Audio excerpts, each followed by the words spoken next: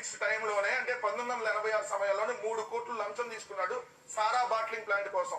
3 కోట్లు తాజ్ బంజారా.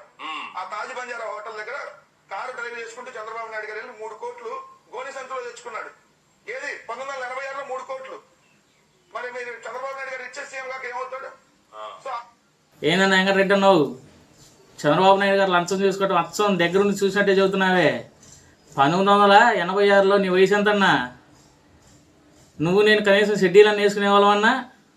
అసలు షెడ్యూలు ఎట్టేసుకోవటం అన్నా తెలిసిన్నది మన ఇద్దరికి, లేకపోతే తిప్పుకొని తిరిగేవాళ్ళమా? వెంకటరెడ్డి అన్నా ఒక్కసారి చెప్పరాదే, 1986లో నీ వయసు ఎంతో నా వయసు ఎంతో? ఆ సమయంలో నీకు నాకు హాకేదో హూకేదో తెలుసన్నా వెంకటరెడ్డి అన్నా? చంద్రబాబు నాయుడు గారు గోవింద్ సన్స్లో డబ్బులు తీసుకొచ్చారా హోటల్ తాజ్ బంజారాలో?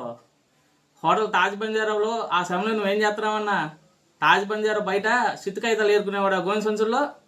లేకపోతే నువ్వు మీ బాబు ఇద్దరు కలిసి గోవింద్ సంచులు వ్యాపారం పెట్టారా? సంచులు కుట్టుకుంటూ ఉండేవాళ్ళ?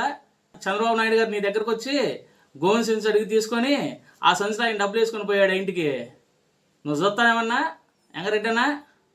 మీ నాయకుడు జగన్మోహన్ రెడ్డి గారు నీతిపరుడు, పక్క నాయకులు అవినీతిపరులు.